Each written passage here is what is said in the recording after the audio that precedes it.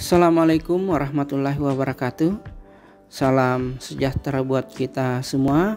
Pada kesempatan ini saya akan simulasikan cara melakukan pelaporan SPT pajak secara online. Sebelum kita melakukan pelaporan, maka terlebih dahulu harus kita memiliki dokumen formulir A2 bagi PNS. Sedangkan untuk pegawai swasta menggunakan formulir A1. Ada beberapa informasi yang kita butuhkan dari formulir A2. Yang pertama adalah nomor, kemudian NPWP bendahara, status kawin dan jumlah tanggungan, gaji pokok, jumlah penghasilan neto, PPh pasal 21 yang telah dipotong. Kemudian yang terakhir adalah tanggal. Baiklah, kita mulai melakukan pengisian formulir SPT secara online. Pertama kita buka browser, kemudian kita ketikkan djponline.pajak.go.id. Ini adalah tampilan halaman login.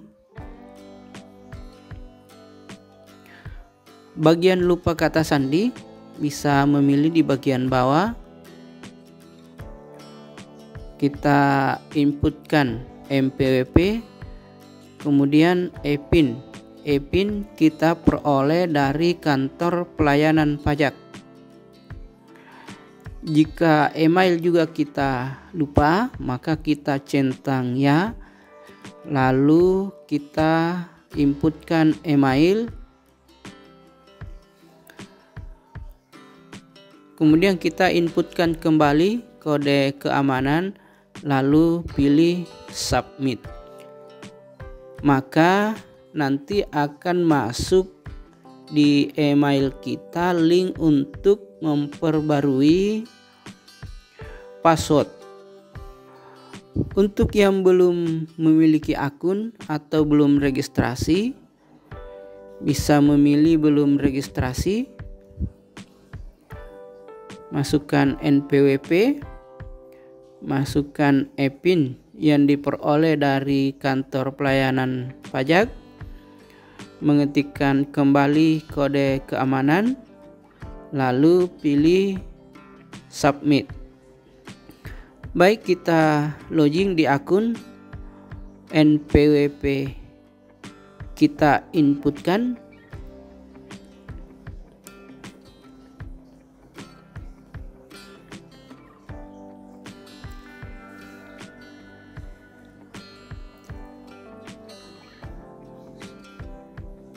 kemudian password, kode keamanan,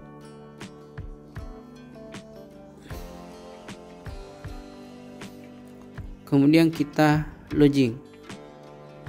Jika ada tampilan atau notifikasi untuk menyimpan kembali data profil, silahkan disimpan. Kemudian kita pilih lapor. Selanjutnya kita pilih e-filing untuk membuat formulir SPT. Ini adalah tampilan beberapa SPT tahun-tahun sebelumnya. Kita pilih buat SPT. Kemudian di sini ada beberapa pertanyaan, kita jawab. Apakah Anda menjalankan usaha atau pekerjaan bebas? Kita pilih tidak. Apakah Anda seorang suami atau istri yang menjalankan kewajiban perpajakan terpisah atau pisah harta? Kita pilih tidak. Apakah penghasilan bruto yang Anda peroleh selama setahun kurang dari 60 juta rupiah? Kita pilih tidak. karena penghasilan kita lebih dari 60 juta rupiah. Bagi yang lebih, Anda dapat menggunakan formulir 1770S. Pilihlah formulir yang akan digunakan. Kita pilih dalam bentuk formulir.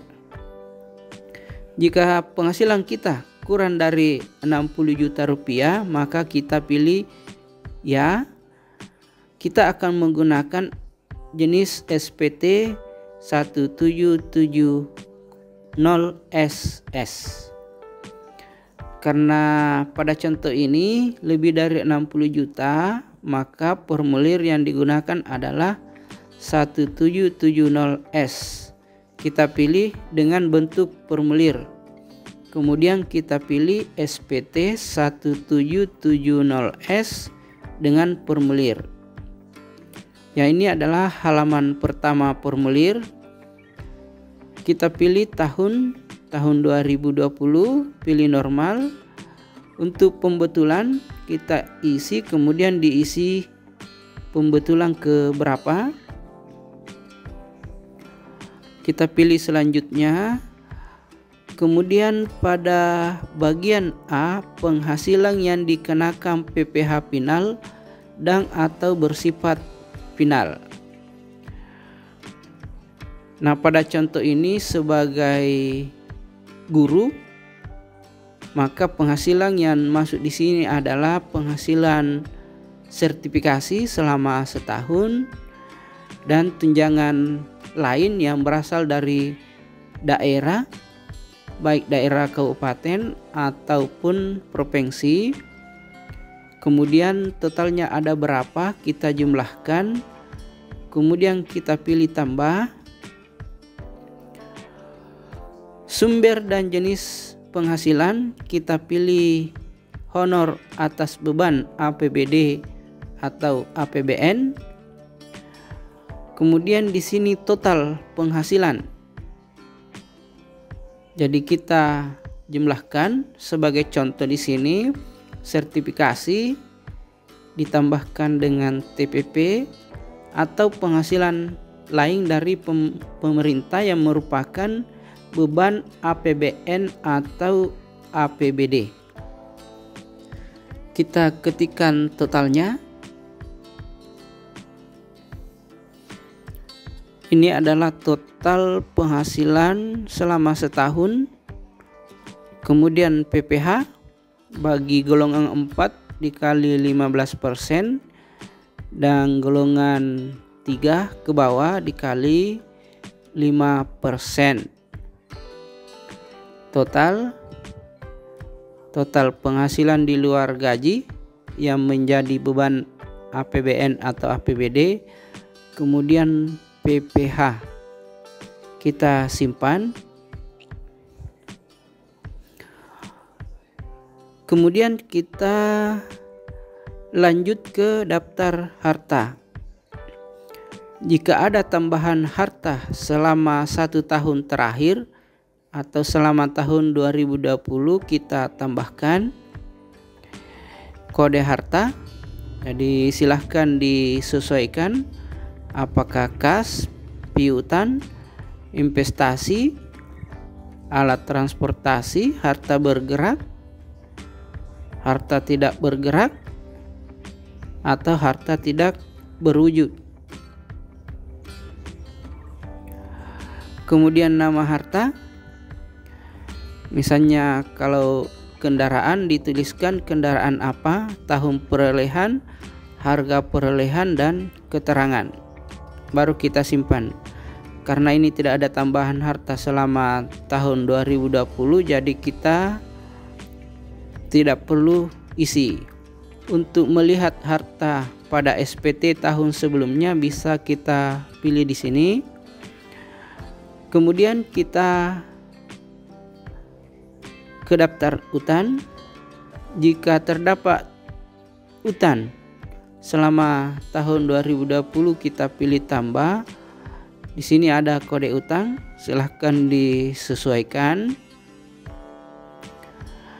Nama pemberi pinjaman, misalnya bank, nama bank kita tuliskan, alamat kantor bank, tahun peminjaman, jumlah, kemudian kita simpan. Karena tidak ada selama tahun 2020, jadi ini kita lewatkan. Lanjut ke daftar tanggungan. Jika ada tambahan tanggungan selama setahun terakhir atau tahun 2020, misalnya seorang anak, kita pilih tambah, kita ketikkan nama, nik, hubungan keluarga, misalnya anak, pekerjaan, kemudian kita simpan. Karena tidak ada, kita lewati. Untuk melihat tanggungan pada SPT tahun sebelumnya, kita bisa buka di sini. Kemudian kita lanjut. Ini adalah bagian ketiga. Bagian A, penghasilan neto dalam negeri lainnya, tidak termasuk penghasilan dikenakan PPh final dan atau bersifat final. Jadi tidak termasuk sertifikasi atau TPP yang tadi kita isikan. Jika pernah memperoleh bunga, silahkan diketikkan. Memperoleh royalti, sewa, hadiah, keuntungan, penghasilan lain jika ada, silahkan diketikkan. Karena pada contoh ini tidak ada, kita langsung lanjut ke B. Kemudian penghasilan yang tidak termasuk objek pajak. Jika ada, bantuan atau hibah, warisan, laba, klaim asuransi, beasiswa, penghasilan lain yang tidak termasuk objek pajak. Jika ada, silahkan diisikan. Karena pada contoh ini tidak ada, kita lanjut ke bukti potong. Nah, di bukti potong ini kita pilih tambah.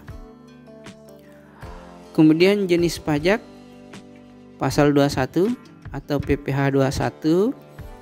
Kemudian MPWP, pemotong atau pemungut pajak. Kita lihat pada A2, kemudian kita ketikkan.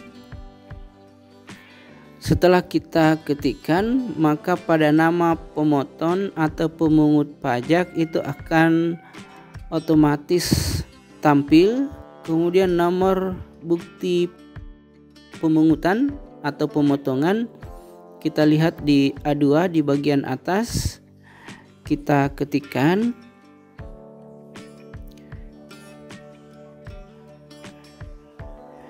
Kemudian tanggal bukti pemotongan atau pemungutan di A2 ada di bagian bawah, tanggal 4 Januari 2021. Kemudian jumlah PPh yang dipotong atau yang dipungut. Kita lihat di nomor 23A. Kita ketikkan 89,50. Kemudian kita simpan. Kita pilih selanjutnya. Di sini kita isikan identitas kawin sesuai dengan yang tertera pada A2. Kemudian lanjut ke A. Penghasilan neto dalam negeri sehubungan dengan pekerjaan. Kita lihat pada A2 nomor 17, jumlah penghasilan neto. Ini kita pindahkan ke sebelah. Penghasilan luar negeri jika ada diisikan. Zakat atau sumbangan keagamaan jika ada. Kemudian lanjut ke B. Penghasilan kena pajak kawin, kita lihat jumlah tanggungan sesuai dengan yang tertera pada A2. K2, artinya kawin dengan 2 tanggungan. Kemudian kita pilih lanjut ke C. Pada bagian C, PPh turutan tidak perlu diisi. Kita lanjut ke D, kredit pajak tidak perlu ada yang diisi. Lanjut ke E. Nah, di sini PPh kurang atau lebih harus nihil. Tidak boleh ada sisa pajak atau lebih bayar. Jadi harus nihil. Jika ada nilai, maka kita harus mengoreksi dokumen A2. Kemungkinan ada kesalahan pada A2 kita. Kemudian kita pilih lanjut ke F. Di sini tidak perlu ada yang kita isi. Lanjut ke pernyataan. Kita berikan centang setuju, kemudian selanjutnya. Setelah itu kita ambil kode verifikasi dengan cara klik di sini. Kemudian kode verifikasi kita ingin masuk melalui email atau melalui SMS. Pada contoh ini kita pilih melalui email. Kemudian kita pilih OK. Pilih ya. Kemudian kita buka email.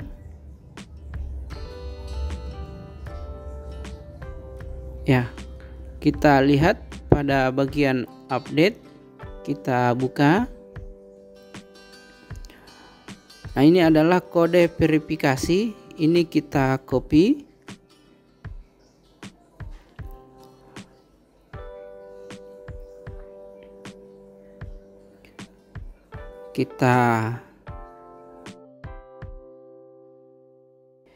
Kemudian kita kirim SPT. Nah, di sini kita tinggal memilih respon puas atau tidak. Kita pilih puas. Jadi selesai. Kita perhatikan sudah ada jenis SPT 1770S tahun 2020. Kemudian informasi hasil pelaporan juga masuk di email kita.